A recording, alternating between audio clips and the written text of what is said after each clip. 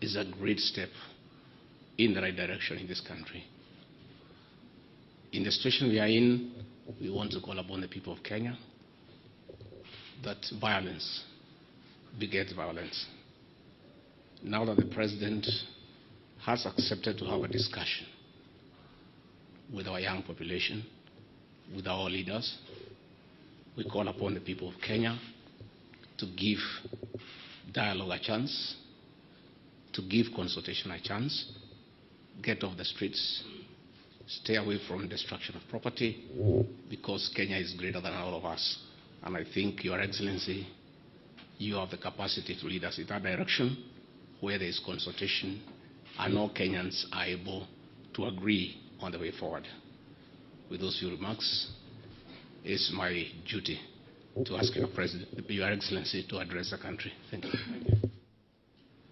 Thank you, Mr. Deputy President.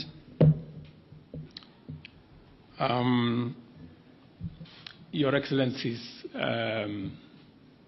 Mr. Vice President, former Prime Minister, former Vice President, the two speakers of our National Assembly and Senate, leaders of majority, fellow leaders present here.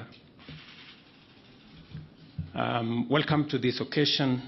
The National Dialogue Committee, established last year, resulted from the closing of ranks across the political divide to forge consensus on a number of priority national issues, including the reconstitution of the IEBC.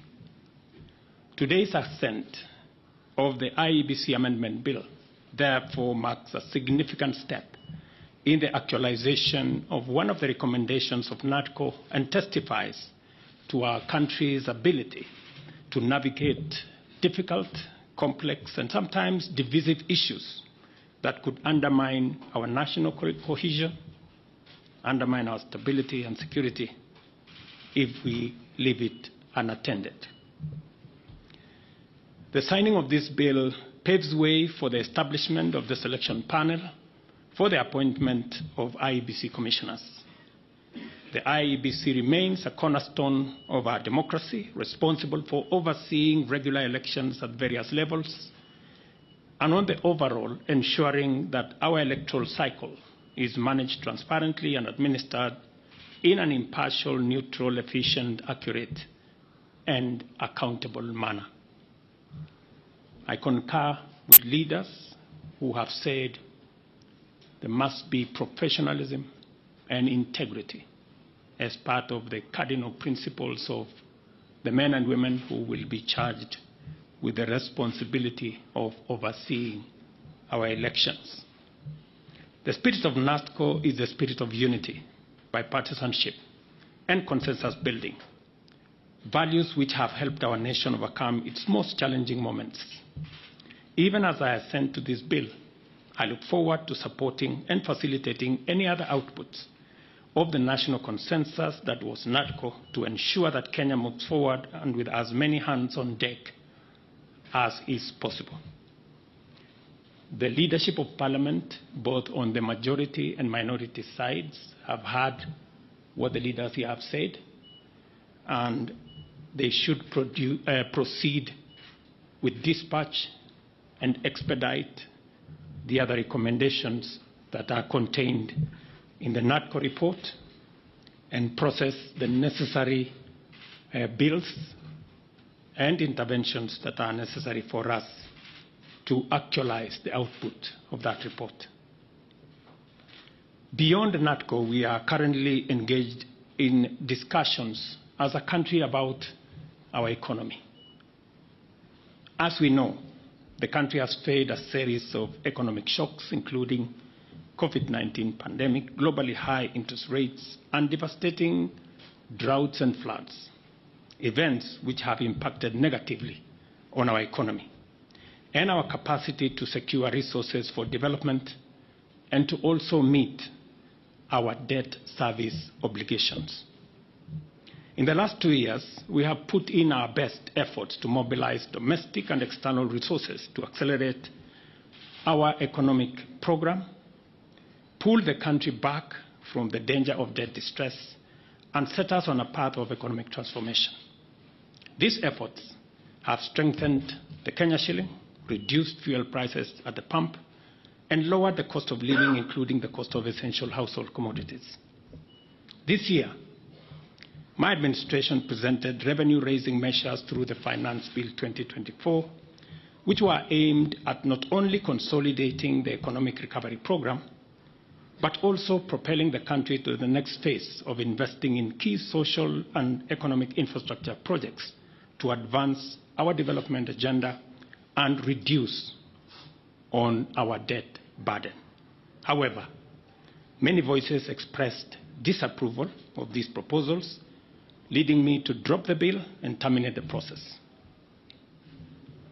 It therefore means that apart from the people of Kenya asking us to consider alternative means of raising revenue, which I agree with, there is general consensus that the country requires to confront and address long-standing priority national issues, including national debt, public expenditure, and anti-corruption measures, so as to release resources for creating opportunities, creating jobs, and creating wealth. As a way of charting the future from the current situation we are facing, I welcome all the leaders here, and I have heard what they have said this morning, and all other stakeholders working together for us to address the current economic situation through a broad-based political arrangement and to rally the country forward, as has been said by the former Prime Minister. And therefore, we have yet another opportunity as a country, Kenya being the resilient people we always are, to come together and figure out the future of our country in a manner that makes sure that we address the existential challenges and threats that face our nation. And that's the reason why I set up a committee to work and audit our debt, for us to interrogate our expenditure, and for us to work on anti-corruption. I want to encourage Parliament to expedite the conflict of interest bill that will support our anti-corruption measures, especially in relation to public officers. And I am hopeful that these are some of the conversations that we will be engaged in going forward. I am very confident that, as always, Kenya knows how to pull together, and leaders know how to come together in the best interest, not of individuals, not of parties, but the collective body of the Kenyan people. And I look forward to working with leaders, as I have said,